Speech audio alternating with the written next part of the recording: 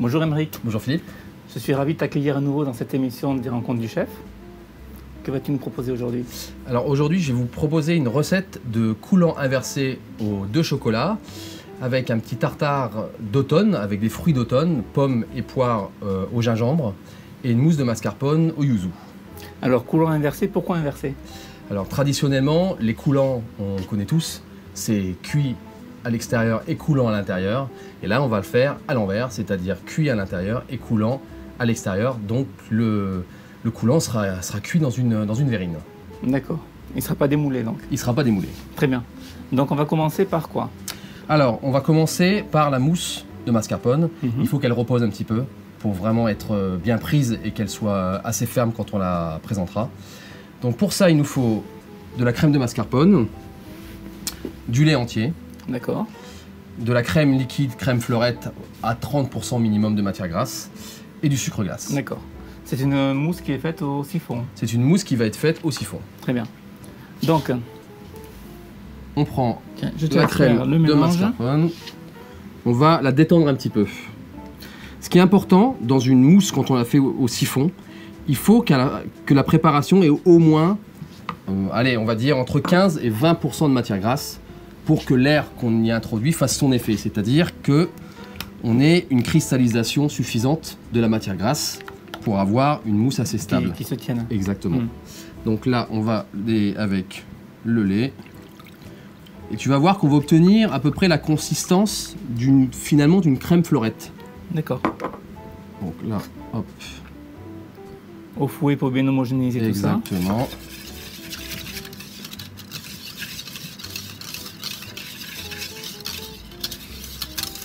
Là, on va rajouter le sucre glace. Il faut que les ingrédients soient froids.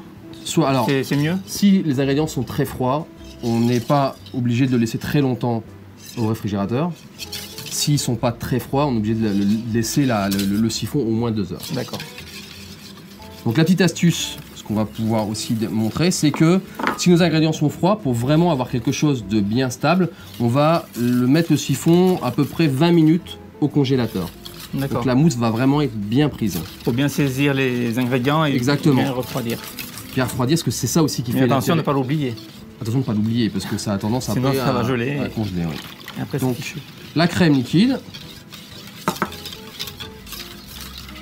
Et là, on va pouvoir ajouter notre concentré d'arôme grand cru au yuzu. Alors le yuzu, qu'est-ce que c'est? C'est un agrume voisin du citron, plutôt d'origine japonaise, qui a des fragrances très subtiles qui sont plutôt entre la mandarine, l'orange et le citron. Avec certaines préparations, on ressent plus le citron, avec d'autres plutôt la mandarine. C'est un agrume qui plaît à tout le monde puisque justement ce sont des fragrances qu'on connaît et qui sont assez agréables. D'accord.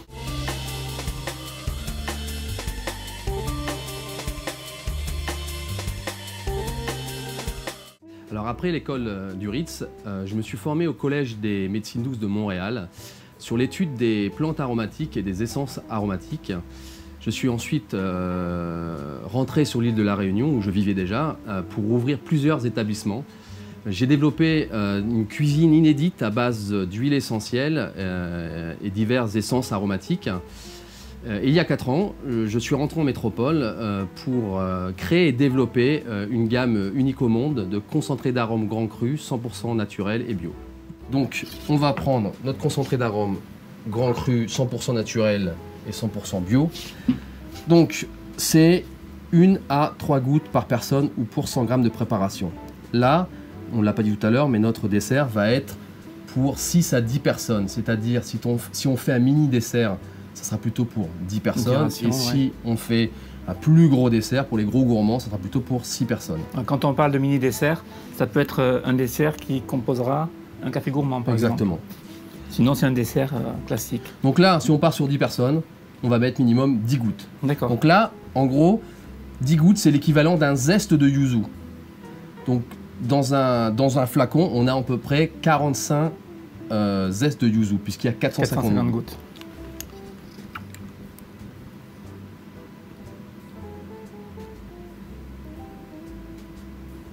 Alors l'avantage d'avoir des concentrés d'arômes très très puissant, c'est qu'on va pouvoir en fait goûter tout de suite, mais surtout qu'on va avoir une aromatisation qui va être instantanée. Alors l'avantage aussi, c'est que ça ne va pas changer la texture de la préparation, ça rajoute très peu de liquide. Oui, oui. Donc là, on va pouvoir goûter. Toujours goûter, comme dans la recette précédente. Exactement. Et l'avantage du liquide, c'est qu'on a une aromatisation, comme je viens de le dire, immédiate. Donc on peut goûter tout de suite et on augmentera après éventuellement le nombre de gouttes suivant son propre goût. Alors, est-ce que le fait de faire une mousse au siphon ne va pas accentuer ou diminuer le goût? Alors ça va plutôt avoir tendance à, une fois que la mousse sera faite au siphon, ça va plutôt accentuer la puissance en fait des concentrés d'arômes. Donc à partir du moment où on sent que la puissance est juste bien, que c'est équilibré, on arrête. D'accord. On sait déjà toujours par avance. penser qu'il y aura un petit peu plus... Exactement.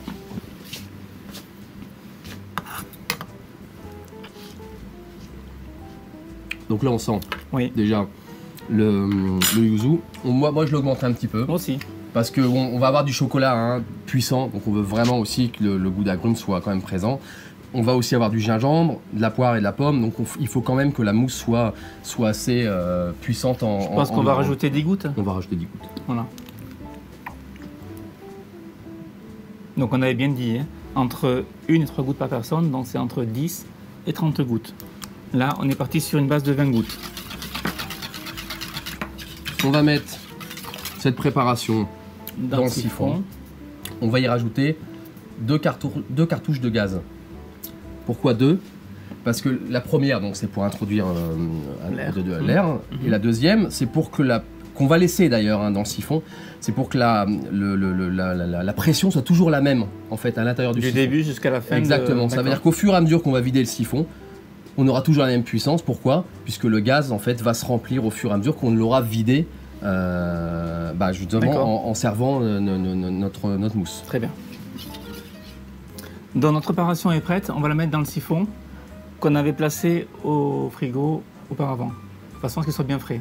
Exactement, c'est ça, c'est une des conditions pour que la mousse soit réussie, c'est que tous les ingrédients soient vraiment à basse température. Alors ici nous utilisons le siphon gourmet whip de la marque Easy, qui est l'un des meilleurs produits vendus dans cette catégorie. Donc son principe est très simple. On introduit à l'intérieur la préparation, on referme le siphon et par le biais de ce porte-cartouche, on y introduit le gaz qui est vendu comme ceci en cartouche. Donc, petite précaution, ce siphon, une fois qu'il a été utilisé, il doit être bien entretenu. Ceci afin d'éviter les fuites de gaz pour la prochaine utilisation. Donc il est équipé d'un joint et de différentes valves qu'il faut bien nettoyer avec une petite brosse qui est vendue avec. C'est très important. Et également de dévisser la douille et de bien nettoyer tous les orifices. Souvent il y a des fuites, c'est parce que le nettoyage n'a pas été fait correctement. Donc Aymeric, je te donne le siphon. Donc pour le remplir, tu utilises un entonnoir. Oui. C'est plus pratique. C'est plus pratique, sauf quand on a des préparations très oui, il faut que la préparation soit assez liquide. Bien sûr liquide. Après, il existe des entonnoirs un peu plus larges, de la marque Easy également, qui permettent... Là, on va vérifier, il faut le remplir. Ça devrait rentrer. Oui, c'est très bien. On va le remplir aux 3/4 pour laisser de la place justement à l'air comprimé. Donc, je disais l'entonnoir plus large qui permettent de mettre des préparations beaucoup plus épaisses.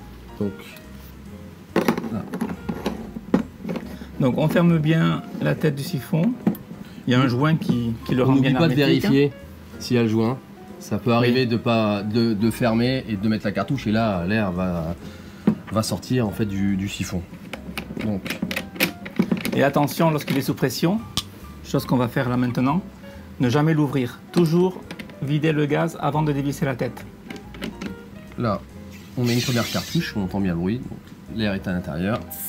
Là, on enlève la cartouche. Toujours une petite déperdition de gaz, c'est normal. Toujours, c'est normal. Et là, on va mettre la deuxième cartouche, très importante. On va laisser. Donc on va l'entendre, voilà, à un moment donné, il y a très peu de gaz qui va à l'intérieur au départ, mais au fur et à mesure qu'on va vider le siphon, ça va se remplir. Donc le siphon va toujours avoir la même pression. Donc la mousse qu'on utilise aujourd'hui, demain, on aura éventuellement après-demain, exactement. On aura la même pression, la même consistance.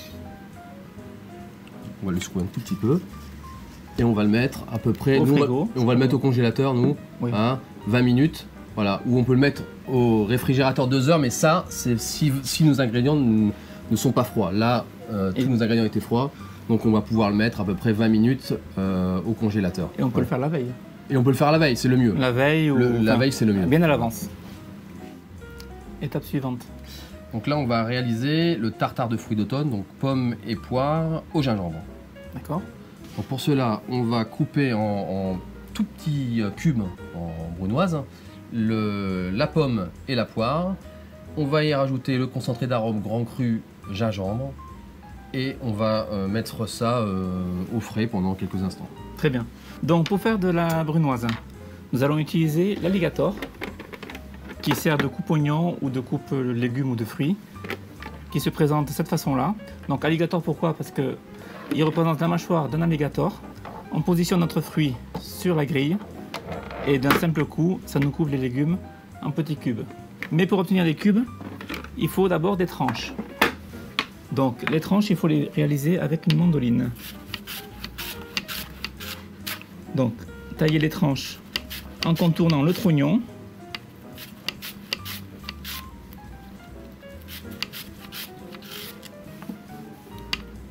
Pareil pour la poire. Attention à ne pas vous couper les doigts.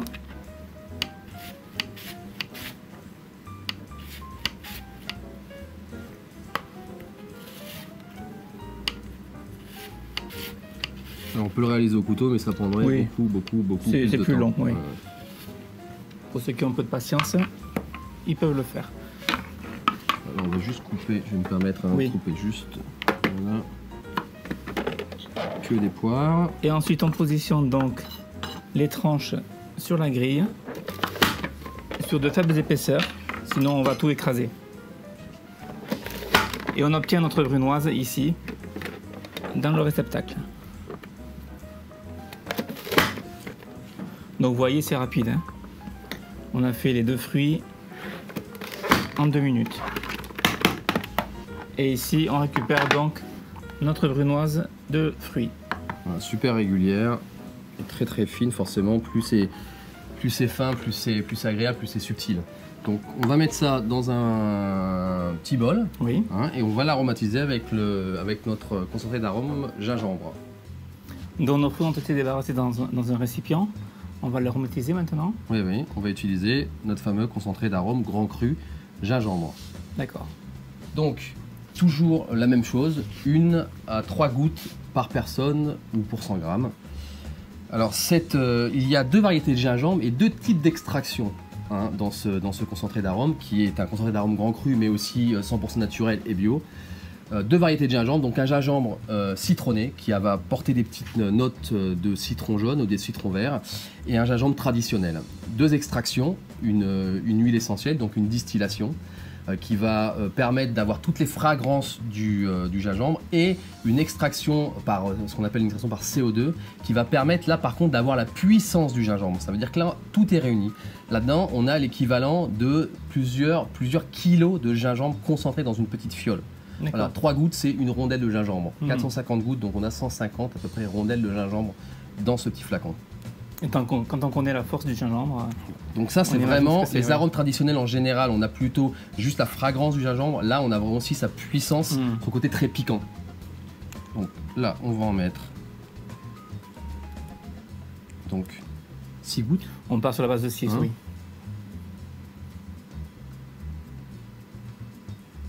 Voilà. Je reviens sur le coût de l'arôme. Il faut savoir qu'une goutte d'arôme revient à entre 1 et 6 centimes d'euros, selon le parfum choisi. Donc pour le yuzu, ça va être 1 centime. Pour la vanille de Tahiti, par exemple, ça va plutôt être 6 centimes. Que vous allez bientôt commercialiser, ça va être plutôt 6 centimes. Et je te laisse faire. Voilà. Donc, on mélange bien. On n'a pas rajouté de sucre, rien du tout. Hein. Rien du tout.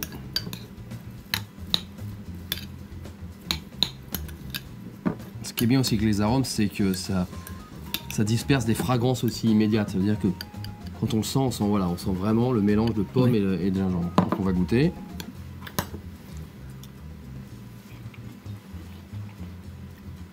Donc là, Bon, je le sens bien, vraiment. Moi aussi. Alors, ce qui est, bien entendu, si on avait eu un peu plus de jus, ce serait un tout petit peu plus homogène, mais en même temps, voilà, là, on sent bien le goût du gingembre et on a vraiment le côté un peu citronné. Et le côté, si on veut plus piquant, on peut doubler. Oui, oui. Voilà. C'est pas utile. Là, c'est pas utile puisque voilà, on va vraiment à un dessert assez onctueux et assez moelleux, donc on n'a pas besoin non plus d'avoir des choses trop piquantes. Donc, d'un point de vue oxydation, là, ça va pas bouger. Là, alors là, ça va. Le gingembre est aussi un antioxydant naturel, mais on va quand même mettre un film alimentaire pour éviter justement que le noircissement des fruits. Et on le réserve au frigo. Et on le réserve au frigo. Très bien.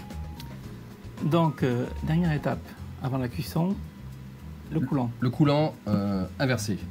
Donc, pour ça, il nous faut du chocolat au lait, du chocolat noir. Alors ici, j'utilise du chocolat de la marque Cacao Barry, donc chocolat au lait Ghana et chocolat noir Saint-Domingue. Il nous faut également 3 œufs frais et de la crème liquide, toujours de la crème de fleurette avec 30% de matière grasse minimum. De matière grasse. Donc on va faire chauffer notre crème à la première ébullition. On va la verser sur les chocolats. De chocolat. Donc on a fait chauffer notre crème fleurette. Donc là, après une première ébullition, on va la verser directement. Je vais te laisser aussi mélanger sur le chocolat. Donc c'est la chaleur de la crème qui va faire fondre notre chocolat. Exactement.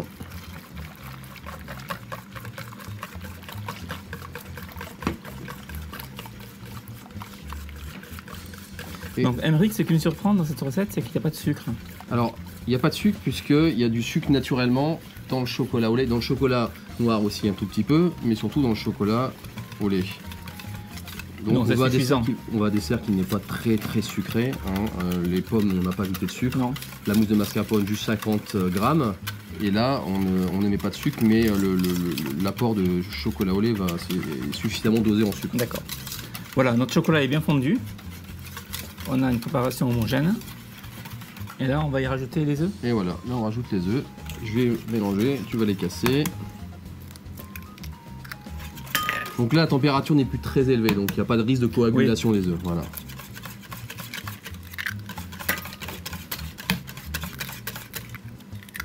Voilà, donc 3 œufs entiers. Et notre appareil est prêt. Exactement. On va verser. Donc on va le débarrasser dans un pichet à bec verseur. Voilà. Ça va être beaucoup plus simple. De façon à le remplir proprement, sans coulure. Donc nous on va faire version plutôt mini dessert. Voilà, mini dessert. Donc c'est une quantité pour 10 environ. Voilà, donc là on remplit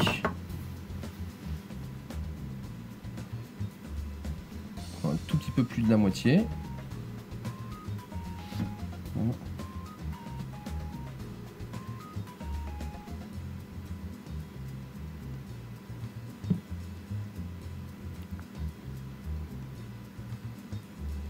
Là. Et nous allons donc maintenant les cuire au micro-ondes. Voilà, tout l'intérêt du micro-ondes, c'est que c'est une cuisson particulière qui cuit plutôt l'intérieur des aliments en premier. Donc ça permet justement d'avoir ce fameux coulant inversé. C'est-à-dire ça va d'abord cuire l'intérieur de la préparation, faire coaguler les œufs à l'intérieur et l'extérieur va être encore liquide. Donc on va le cuire à pleine puissance. Oui. Par contre la durée.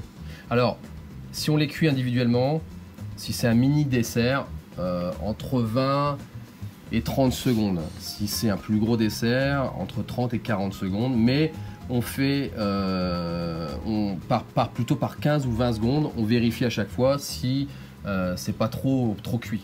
Hein, pour vérifier si c'est pas trop cuit, à un moment donné, le centre va commencer à gonfler un petit peu. Il faut vraiment que le tour soit encore bien liquide. D'accord. Et tu me dis individuellement, mais imaginons que nous sommes à table 6 ou 8 et que j'en fais 8 d'un coup. On peut les cuire directement. Est-ce que la durée de cuisson change? Alors c'est pas proportionnel, hein, on va pas multiplier 30 secondes par 8, mais en gros pour à peu près 8 desserts, c'est entre 2 minutes et 2 minutes 30. D'accord, toujours à pleine puissance. À pleine puissance, on met 1 minute, on vérifie, 1 minute 30, on vérifie, et à chaque fois, en fait, on ouvre le four pour vérifier. Et dès qu'on a ce qu'on souhaite, c'est-à-dire quelque chose de liquide à l'extérieur, alors si on aime très liquide à l'extérieur, on peut le mettre un petit peu moins. Si on aime plus cuit et juste un tout petit peu liquide, on peut augmenter la puissance. On fait selon son goût. Voilà. D'accord, très bien. Donc Aymeric, tu vois, on a mis nos 2 coulants à cuire. Ils ont cuit 45 secondes. Ouais, c'est ça, on avait dit 20 à 30 secondes pour des mini. Voilà, là 45 secondes. On a cuit les deux ensemble. Et regarde, pour vérifier, on a vraiment ça, regarde, tu vois, là on sent bien. On voit que c'est très mousseux, ça ressemble vraiment à une mousse chaude. Et là, à l'extérieur, voilà, on voit bien que c'est encore coulant. Donc on va terminer le dessert. Ouais. C'est un dessert qui se sert chaud. Qui se sert tout de suite, immédiatement. Donc là, on va rajouter notre brunoise de pomme et de poire. Ouais. Et notre mousse. De mascarpone au yuzu. Très bien.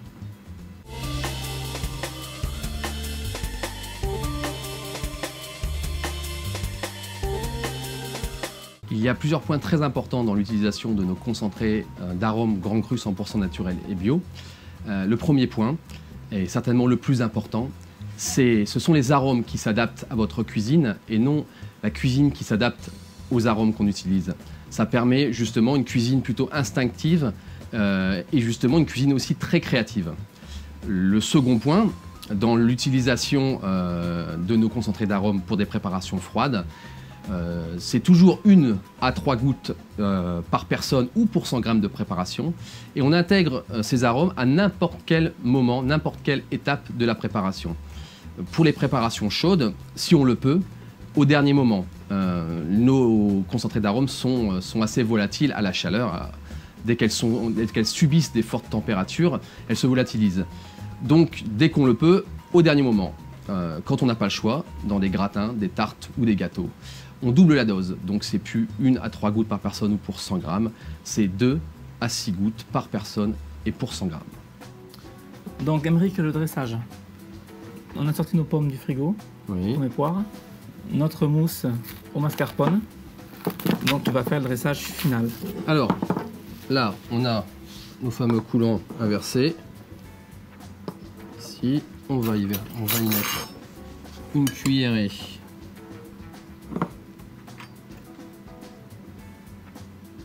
de poire et de pommes au gingembre.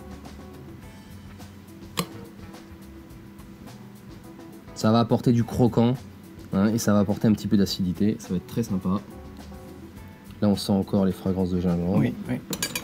Et la mousse de mascarpone qui normalement est bien prise. Donc, on prend aussi un petit torchon pour éviter petite éclaboussure. On secoue bien énergiquement. Donc, on l'a mis au frigo, au congélateur 20 minutes. Voilà. Mais attention, ne l'oubliez pas. Et là, on va dresser gentiment. Alors, quand on se sert du siphon, on n'appuie pas sur la gâchette à fond, bien sûr. Sinon, ça va éclabousser partout. On appuie progressivement jusqu'à ce qu'on obtienne l'effet désiré. Voilà. Et pour terminer, nous avons ici un petit biscuit rose de Reims que nous allons tout simplement râper au-dessus de notre dessert à l'aide d'une râpe microplane. Alors c'est une râpe très efficace parce qu'elle peut râper aussi bien le biscuit, les fromages, avec des dents très affûtées.